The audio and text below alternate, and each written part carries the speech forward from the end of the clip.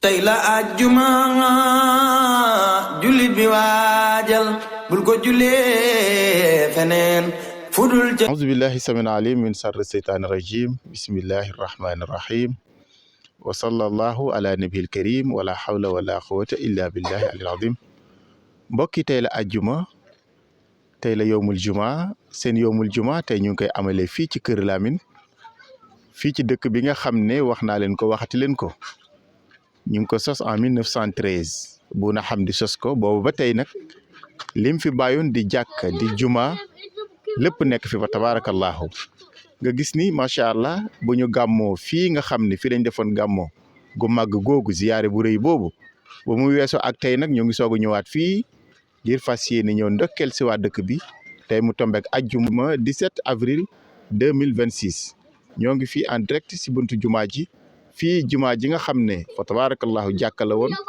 seen góorgóorlu seen taxawaay ñu fexe ba def ko muy juma di fi jullee juma jéggaani mu dem julli juma fenn Kër Lamine nekk dëkk boo xam ne wax naa leen ko dëkk teraanga dëkk diine dëkk ngor dëkk boo xam ne dëkk taalibe la dëkk la boo xam ne dañoo bëgg yonent sallallahu alayhi wa sallam bëgg seen sëriñ waaye jàpp ci lu ñuy jàpp muy liggéey ngir sàmm seen ngor ndax wax naa leen ko léegi alxanaatu kanzun laa yanfadu kon mbokk yi léegi dañuy ànd ak yéen dugg si biir jumaa ji fas yéene jëlal leen xutba imam ratib mu imam Aboubacar Kunta waaye ci teewaayu alxalifa Cheikh Sidi Xuya Kunta mi nga xam ne mooy kilifay dëkk bi di xalifa dëkk bi kon mbokk yi léegi rek ñu ànd ak yéen Alboucheyfi TV fii ci Kër Lamine wasalaamualeykum wa rahmatullahi taala wa barakaatu.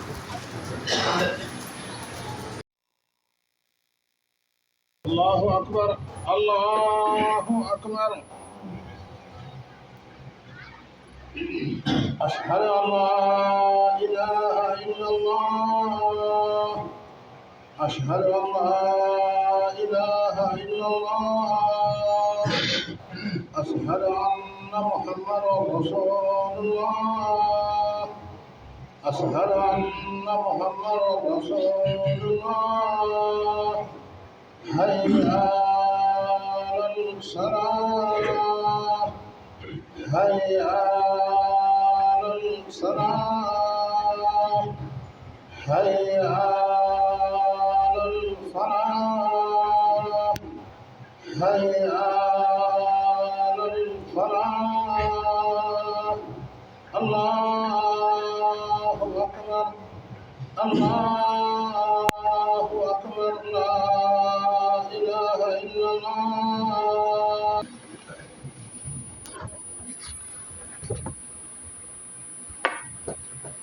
الحمد لله المبدع المعيد ذو العرش المجيد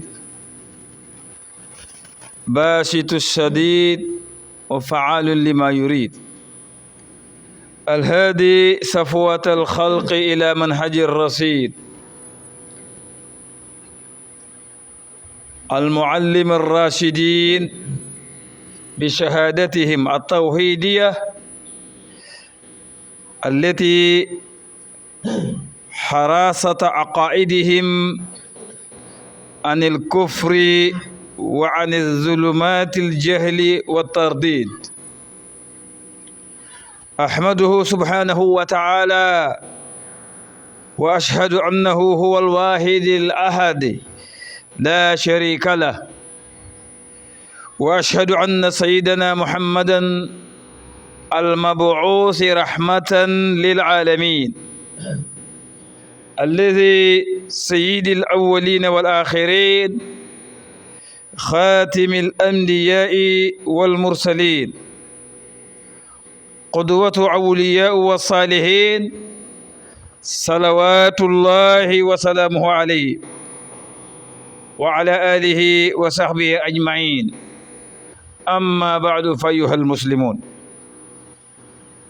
أوصي نفسي وأوصيكم بتقوى الله سبحانه وتعالى قائلا يا أيها الذين آمنوا اتقوا الله وقولوا قولا سديدا يصلح لكم أعمالكم ويغفر لكم ذنوبكم ومن يطع الله ورسوله فقد فاز فوزا عظيما أيها المؤمنون فاعلموا أن الله سبحانه وتعالى أول من شهد وحدانيته وإلهيته سواء كان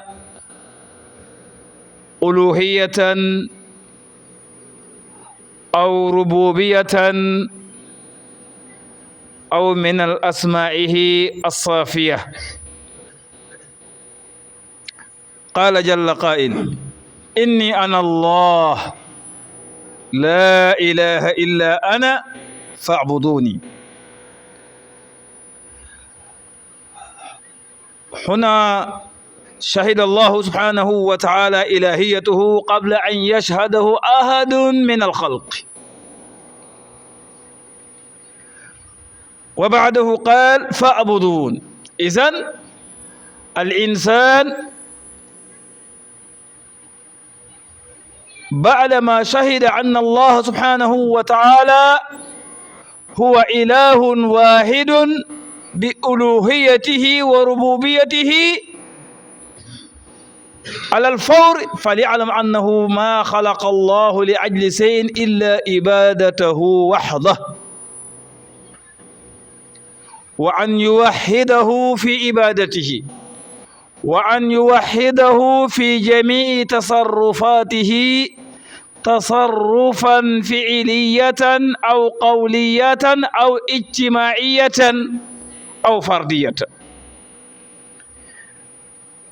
على هذا قال: ومن يدعو مع الله إلها آخر لا برهان له به فإنما حسابه عند ربه إنه لا يفلح الكافرون. أي من صرف شيئا في هذه الأشياء أو أثنيته إلى أحد غير الله فليعلم وقع على شيء حرام، أي فعل حراما، فسوف يحاسبك على هذا الفعل، سواء كان فعل الاجتماعية أو فردية أو عبادتية كالعبودية فعلا كان أو قولا. لذلك قال هنا: وإلهكم إله واحد لا إله إلا هو الرحمن الرحيم. واتصف بنفسه سبحانه وتعالى بالرحمن، أي الذي ينتشر رحمته على أي كائنة كان على الأرض، سواء من شهد بربوبيته أو إلى ألوهيته من الخلائق جميعا، إنس كان أو جنا، بهائما كان أو أي خلق من الخلائق. هذه الرحمة قد وصل إليك كما ينبغي. وهنا اتصف بالرحيم، أي الذي يرحم عباده المؤمنين الذين صدقوا بالوحدانية وبالألوهية وقاموا على ما عليهم من الحقوق الذي أوجبه الله سبحانه وتعالى عليهم، هو أجل خلقتهم، حيث قال: وما أمروا إلا ليعبدوه. إذن وما أمروا بعد أن خلق الله سبحانه وتعالى عباده إلا شيئا واحدا، وهو عبادة الله سبحانه وتعالى، وأن يكون هذه العبادة خالصة لوجه الله الكريم. هذا هو الدين، لا أقول كل دين، بل الدين الحنيف، ملة أبينا إبراهيم الذي سماكم المسلمون، هذا هو الدين الحنيف. عباد الله، فاعلموا أن هذه الكلمة كلمة الإخلاص مفتاح الشهادة ومفتاح الجنة، هذا هو أساس الدين، بل هو أو هي ركن أول من أركان الإسلام بشهادة الرسول صلى الله عليه وسلم. وهذه الكلمة قال عنها الرسول صلى الله عليه وسلم: من قال لا إله إلا الله وكفر بما يعبد من دون الله حرم الله ماله ودمه وحسابه على الله. وقال أيضا: من قال هذه الكلمة بمعنى لا إله إلا الله وهو موقن بها دخل الجنة بأي شرط، دخل الجنة. ولها ما لها من الشروط التي لا يتعاتى بدونه ولا يصلح بدونهن. من هذه الشروط عباد الله منهم من قال شروط لا إله إلا الله 8. أولهن العلم الذي ينافي الجهل، بمعنى أن يكون المؤمن المسلم عالما بمعنى لا إله إلا الله، أي بمقتضى لا إله إلا الله. لأن كفار مكة سبب كفرانهم بهذه الكلمة لأنهم كانوا على علم بمعنى هذه أو مدلول هذه الكلمة، وهي لا إله إلا الله، لأنه نفي وإثبات. ثانيها الإخلاص، أن يكون هذه الكلمة خالصة في قلبك وعلى لسانك وعلى جوارحك الذي عليك أن يصدقها بهما أو بهم. وثالث الصدق، أن يكون صادقا في قلبك أي معنى هذه الكلمة التي هي إثبات نفي وإثبات. ومحبتها أي محبة كل ما دلت عليه هذه الكلمة، لأن هذه الكلمة قد يدل على شيء وهو قد حرمه الله سبحانه وتعالى عليك، ونفسك هواء لك وتابع له، وهذه تمنعك عن هذه المدلول التي هي من أهمها. والرابع الانقياد لله، أي الانقياد على كل ما دلت عليه هذه الكلمة سمعا وطاعا. لا تقول لما ولماذا، هذا كلها يكون حرام عليك. والقبول بمعنى أن تقبل كل ما دلت عليه هذه الكلمة وهي لا إله إلا الله محمد رسول الله صلى الله عليه وسلم. والأخير والكفران بما سواها، والكفران بما سواها أي والكفران كل ما خالف على هذه الكلمة بمدلولاته وألفاظه وأسراتها، أي المأمور والمنهي تابعا له.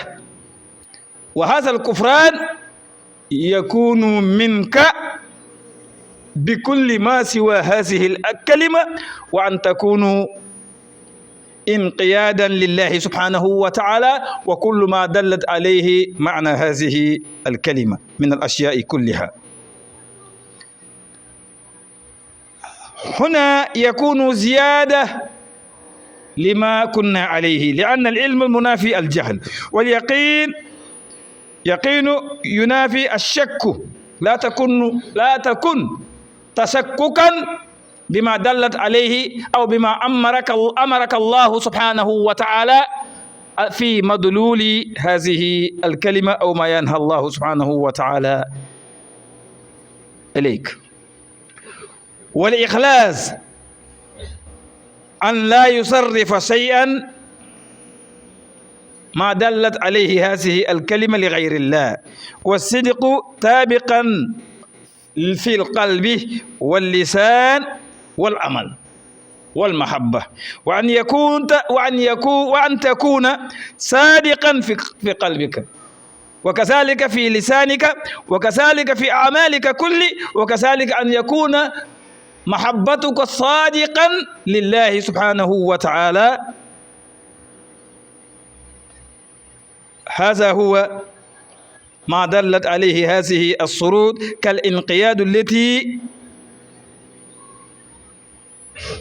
هي المعنى القبول، أن يقبل ما دلت عليه لا إله إلا الله قلبا إخلاصا، والكفر بما يعبد من دون الله، فمن يكفر بالطاغوت ويؤمن بالله فقد استمسك بالعروة الوثقى. على هذا أقول ما تسمعون. بارك الله لي ولكم في القرآن العظيم، واستغفر الله من كل ذنب وخطيئة يغفر لكم إنه هو غفور رحيم. اللهم صل على محمد وعلى آل محمد كما صليت على إبراهيم وعلى آل إبراهيم، وبارك على محمد وعلى آل محمد كما باركت على إبراهيم في العالمين إنك حميد مجيد.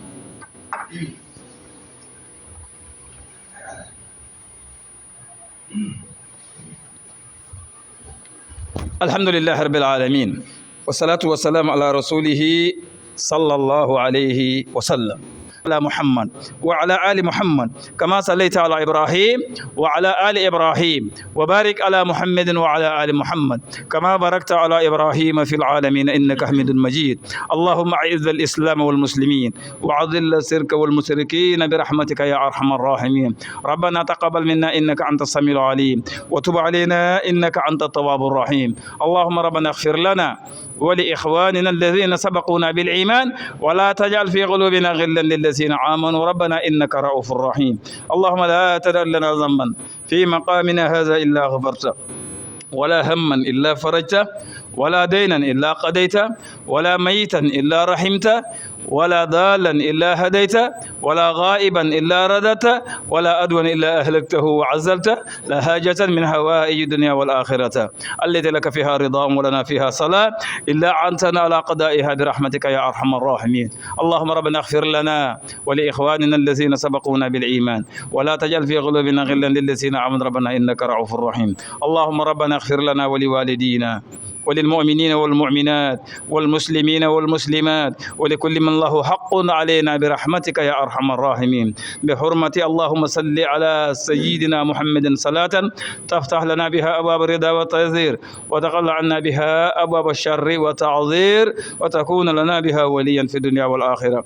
أنت مولانا نعم المولى ونعم النظير. سبحان ربك رب العزة عما يصفون، والسلام على المرسلين، والحمد لله رب العالمين. قوموا إلى صلاتكم يرحمكم الله.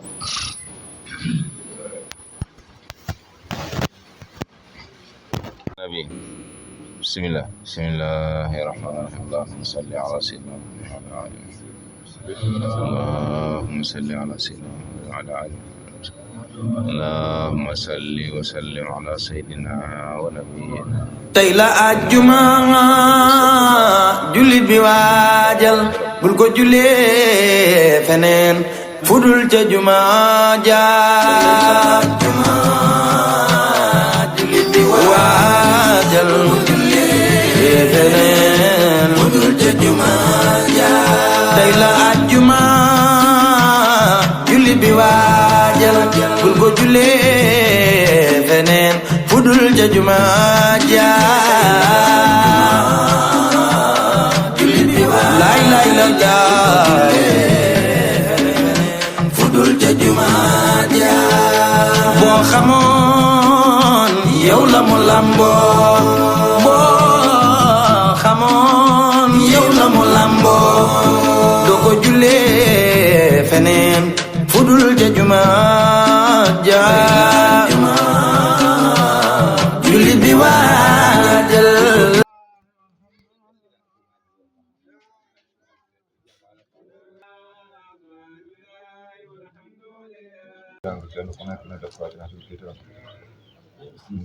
أعوذ بالله من الشيطان الرجيم. اهدنا الصراط المستقيم. الحمد لله رب العالمين.